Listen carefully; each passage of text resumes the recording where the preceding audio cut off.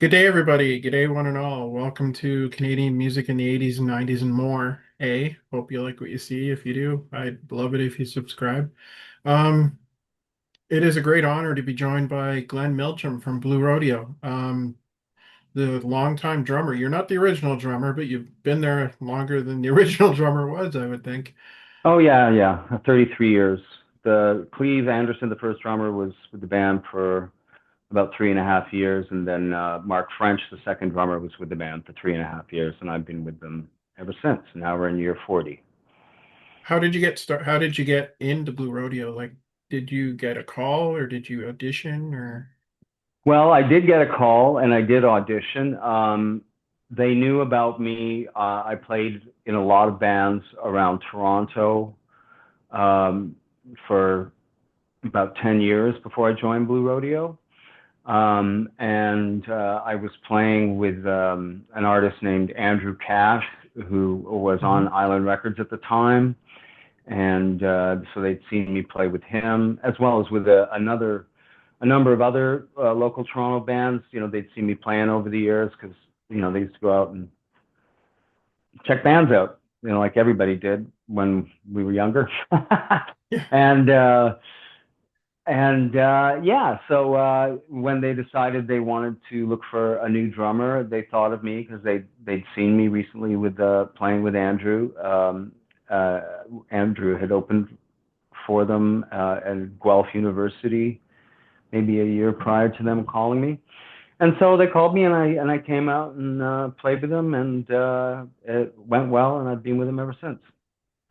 And you you've been pretty much everywhere with them. Like, did you start recording with them right away, or were you playing concerts with them first? I did start recording with them. Actually, I mean, the reason they hired me first was to play drums on the album Lost Together. Mhm. Um, and and then it was like, okay, we'll get you to play on the album, and we'll see how it goes from there. So I was initially hired to um, yeah, record that album, and then yeah, I just kept playing with it. And 33 years later, you're still playing with them. Yeah, Um, thankfully.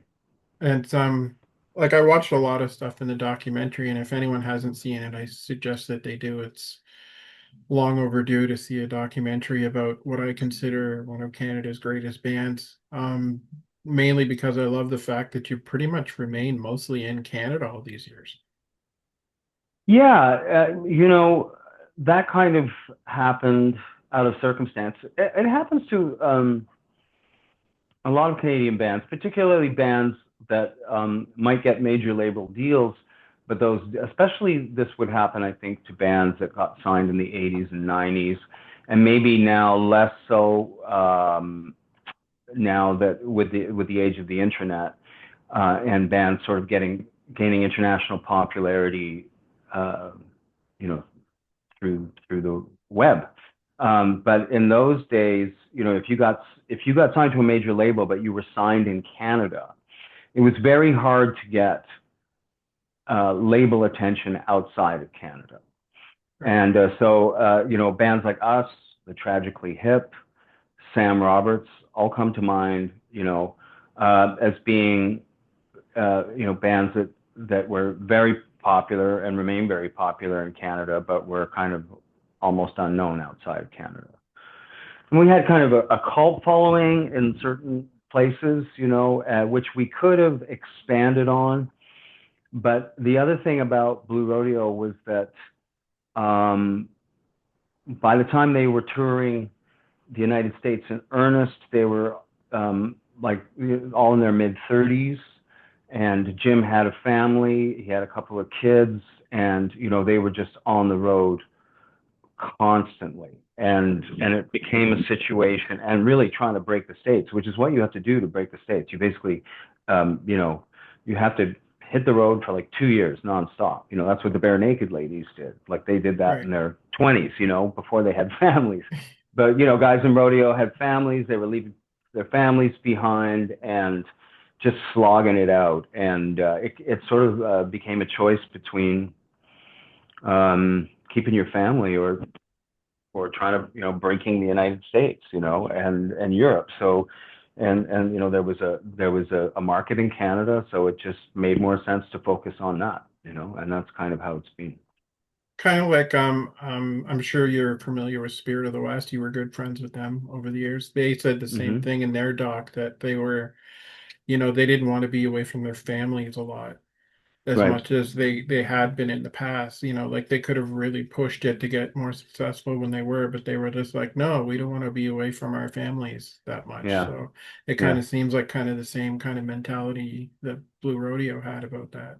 Yeah, and I do think it has something to do with where you're at a certain time in your life, because you know you say, for example, like the Bare Naked Ladies, they broke in the States, and they still have a great career in the States. They have a more of a career in the States than they do in Canada, arguably. Um, but you know, they they just did every gig they could for like 2 years straight. Like they just slogged, and you can't have a home life and do that. And but they were just sort of young enough to do it. But like when you're in your mid 30s and you got families and stuff like that, it's becomes too much of a sacrifice, because it's still a gamble. It's not There's no guarantee that after all that absence and toil that it's going to pay off, and you're going to have gold records in the States. You could do that, and at the end of it, still be selling 10,000 records down there and have the label drop you. But I mean, Blue Rodeo did some dabbling in the States too. Like I remember seeing them on Letterman, and Oh didn't yeah. they weren't they in a movie too with Meryl Streep or something? I Yeah, think and I remember. that's right. Yeah, what was that movie called? Yeah, I should Oh, I remember. think it's something to do with postcards.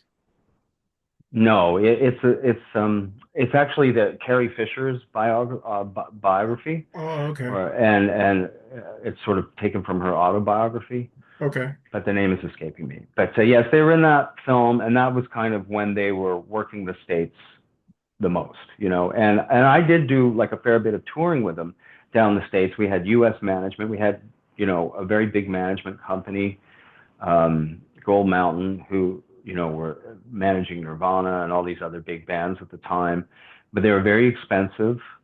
And, we were just we were still down there grinding it out, opening for bands and clubs and stuff like that. So, yeah, it just became, and we sort of kept doing that. We just did it less. And then finally, I think, a lot of because of health reasons, we have just, for like the last 15 years or so, we have pretty much just focused our touring on Canada.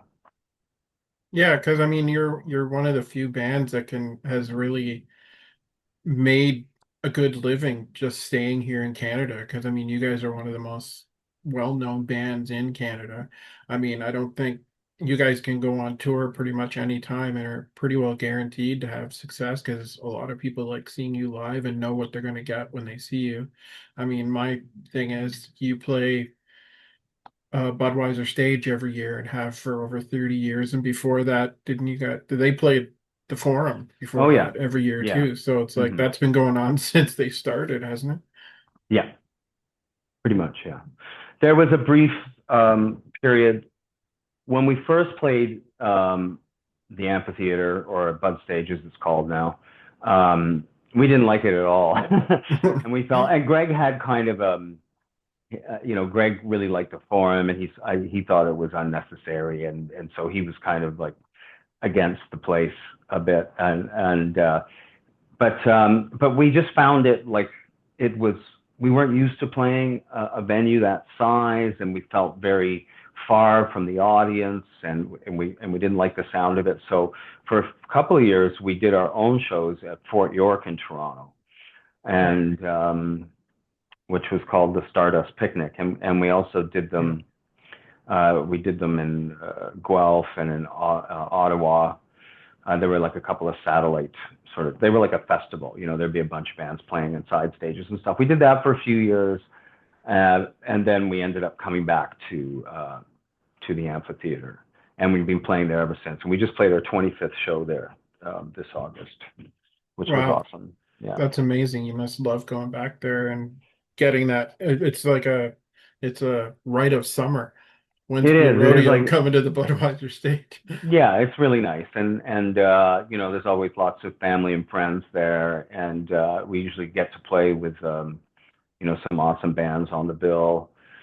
So and yeah, it's a beautiful spectacle to see the audience from that stage, and there's like always a lot of love at those shows, so it's pretty special.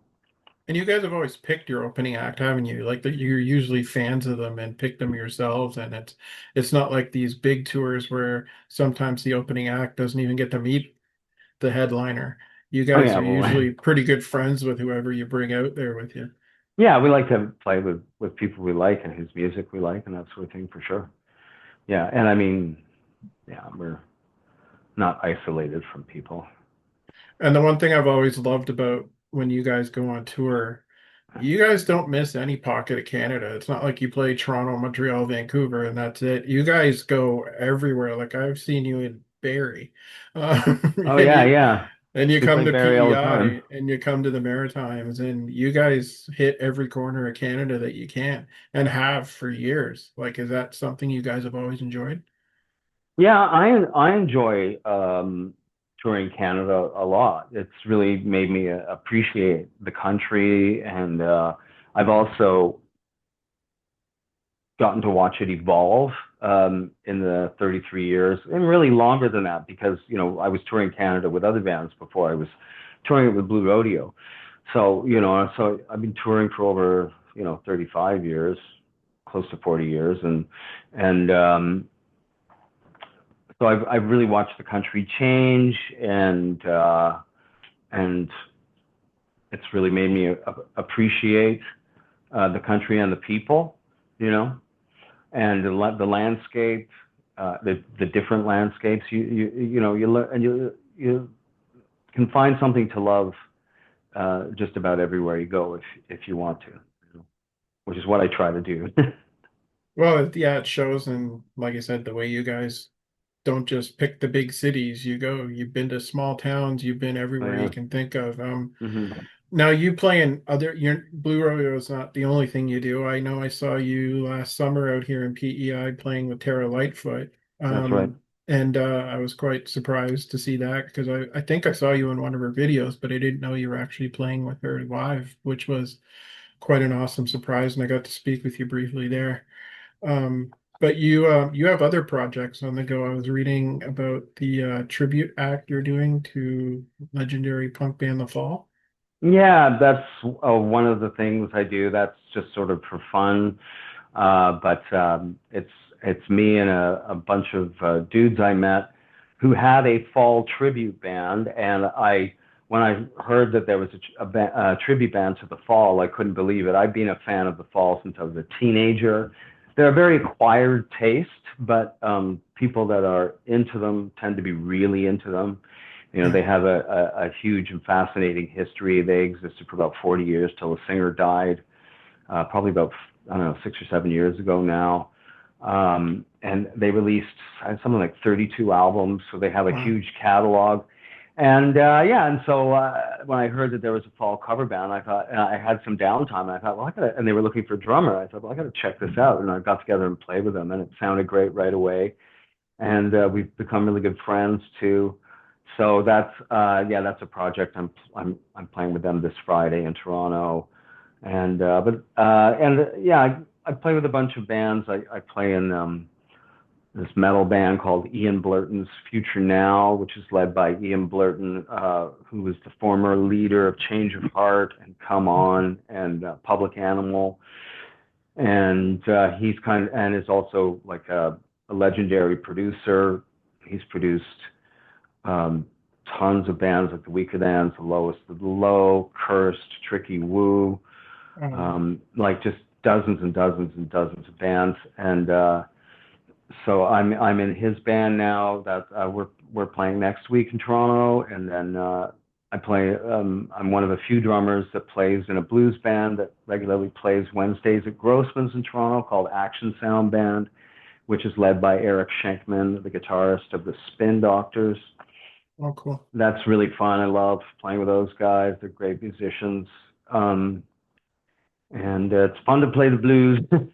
And And yeah, what else am I doing? Tara, I'm not working with so much. She has a wonderful drummer, Rob, who's kind of her full-time guy now. I just didn't have time to do that, and but I got to play.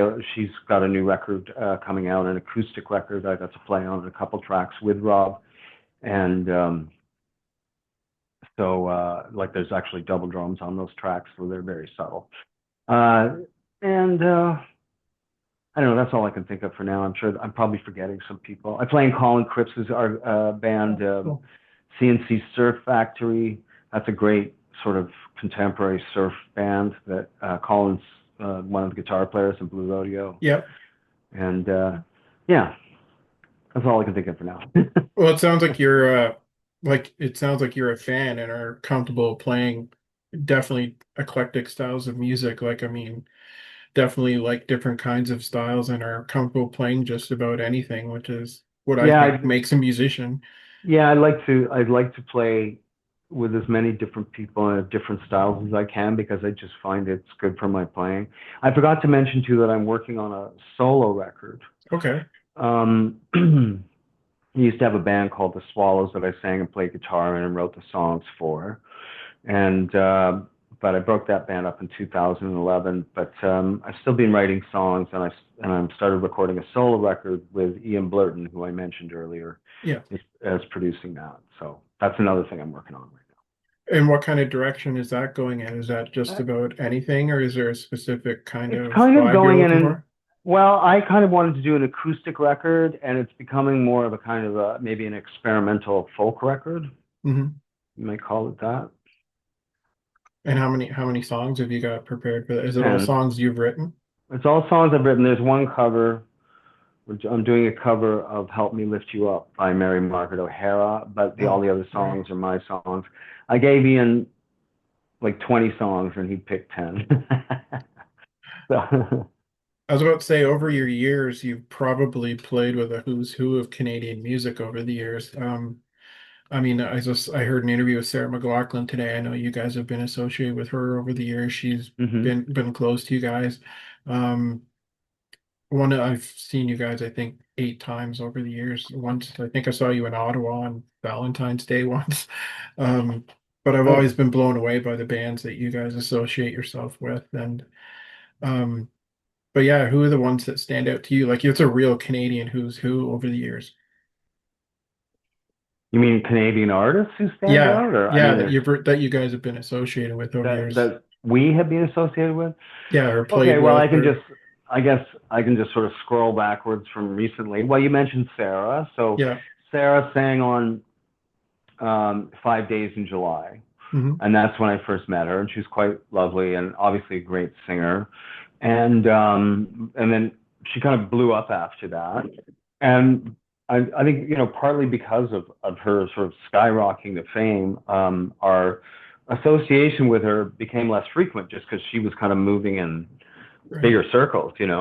But we did get to play with her a couple of times. I remember she sang a early version of Building a Mystery with us before it had been released. She was We used to do this show called Blue Rodeo and Friends at Christmas time where we'd invite a bunch of guest singers and we'd do a song of their choosing. And so this would have been mid 90s, like this would have been maybe 94 or something, and 95 or something, and at the Phoenix in Toronto. And yeah, we did Building a Mystery. And also remember playing Old 55 with her by Okay. Tom Waits. And one thing I remember thinking about playing with her is that she's like a singer that if you just listen to her and play to her, you will be right in time because her phrasing is just, exact. She's a very, very strong musician. She's But very, yeah, the other very, people we've collaborated with recently that come to mind, well, Allison Russell played with us, opened for us at Bud Stage in August, and also sang with us. She sang Black Day in July by Gordon Lightfoot, which she sang with us Was that earlier this year? Yeah, I remember it was earlier this year or last year. But there was a tribute to Gordon Lightfoot at Massey Hall, Hmm. and we were kind of the house band. Sorry, my alarm's going off. We were kind of the house band for a number of singers, and she sang Black Day in July with us at that, and she just killed. Like she's so strong, like as a singer and as a performer, and just how much she was feeling the song. So it was thrill. So we got to do that again at Bud Stage, and it's thrilling to play with her. Um, and she also had a terrific band with her as well. And we got to play with Rush at that Gordon Lightfoot Yes. tribute, which was with Alex Lifeson and Geddy Lee, and that was really awesome. We did How I Feel, which is one of my favorite Gordon Lightfoot songs, and there's two versions of that. There's the version that's on the first album, which is kind of like an acoustic version, and then his second album is called it's called The Way I Feel, sorry. And his second album is called The Way I Feel, and on that is this very kind of drony, groovy, psychedelic version, and we kind of did that version with Geddy on bass and singing, and Alex playing acoustic, and obviously that was the thrill. We got to rehearse with him as well, and it was really fun because I was playing this really mini, tiny drum kit, really quietly with brushes, and I was just playing this really simple 2-bar pattern song. And I was thinking, like, these guys have never played with a drummer doing this in their entire lives. No, definitely not. No drum fills, nothing, like no tom fills, nothing. It was just, and they were so good. Like Geddy Lee was just flying on the bass, and so they were so good, and so that was a thrill. And I mean, the Sadies is another band we've had a Yeah. very long time association with. And we were all devastated when Dallas passed, but it's been inspiring to see his brother Travis Good sort of take on the leadership of that band, and they're still an amazing band, even as a trio. And yeah, we've done a bunch of playing and hanging with them. I think they probably maybe opened for us more than any other band. I've seen them more than any other band, and we have undying love and respect for those guys. Oh yeah, there's a few. Just a few that come to mind. Yeah, I think I've even heard you guys sing with Sarah Harmer a few times as well. Yeah, Sarah sang on one of our records, The Days in Between. She sings on a song called Bitter Fruit. And I'm sure she's been on stage with us. Kathleen Edwards has been on stage with us quite Yep. a few times. That's another person who sang with our records and has done some singing. I think that's her singing backups on One Light Left in Heaven, which I was just listening to because we're going to play it on this tour, which is a beautiful song by Jim that's on All the Things We Left Behind, that record. Um, yeah, Kathleen's a close buddy too, and also like an amazing artist. And one of And my favorite shows I saw you guys had, you had Joel Plaskett open for you once, and that was yeah. probably one of my dream shows I've ever Mm. seen. I was like, wow, what a combination that is to get Oh to yeah, see man, we Joel love Plaskett. Joel. And Yeah. yeah, you even had a friend of mine open for you, I think up in Perry Sound, a friend of mine named Marshall Dane. Okay. I think he opened for you once up in Perry Sound, and I remember being very excited for Marshall. Nice. Um, so yeah, you guys are great when it comes to like bringing along other bands and Right. Well, giving. on this tour coming up, we got Adam Baldwin, and I'm actually really excited about that. I was listening to his most recent record, which is amazing. Like the songwriting is Yeah, so good. he's incredible. He was Yeah, here yeah. this week. He was here this weekend playing Somo Fest. Actually, Nice. he Yeah. he filled in for a cancellation spot, and I mean, he totally. You probably saw him last year. You were here for Somo last year with Tara? I don't know if I you did saw. not see him. We were there just for the one day, so I did not see him. Yeah, but he killed it last year, and he stepped in to fill in at a spot, and Right. he did it again this year. Like he's one of the best live performers I think I've seen in a long time. And I think he shares Alan Doyle's band or tours with him quite a bit. Yeah, and with Matt Mays too. And yeah, Adam's great. I'm actually really excited to get to watch him. And because I yeah, that record and the songs in that record are amazing. Uh, Concertos and Serenades, it's called. Great record. Yeah, it'll be a real treat. I think you're really going to enjoy having him Hmm. with you. He really is a truly amazing performer, and Yeah. his band is incredible too. Um, but I mean, the what else is Blue Rodeo doing anything new musically? Are they working on anything new, or is something coming up? Or No, well, there hasn't been any talk of that. You know, we're sort of focused on this being the band's 40th anniversary and the shows around that. Right now we're just focusing on this upcoming tour. Um, and that's kind of up to Jim and Greg, when they feel like recording. Um, but I haven't heard any rumblings, but probably, probably due to get back in the studio in the next year or two. We'll see what happens. well, never be shy to come out to the Maritimes, that's for sure, because it's Oh, always good. yeah, we won't be. Well, we're coming out in November, It's so always good to see you guys come out here to the Maritimes. You guys aren't shy about coming up here, and oh, of course not. I love the fact that you do, because not many come to PEI, but you guys have always come here on a regular basis, and it's Oh very much man, yeah, appreciated. love Um, PI. Love, wouldn't want to miss PEI. yeah, Yeah, one beautiful. no, one of these years you'll have to get up to Skinner's Pond and see the Stompin' Tom Center. Okay, well, I'll make a note of that. Yeah, if you get a chance. It's kind of out of the way from anywhere in PEI, but it's worth the drive up there, that's for sure. Mm. I can't thank you enough for joining me. I appreciate it, Glenn, for giving me the time. My Um, pleasure. Thanks a lot. and all the best with everything you're doing. Thanks. Same to you. I appreciate it. Take Take care. care. All right. Bye bye.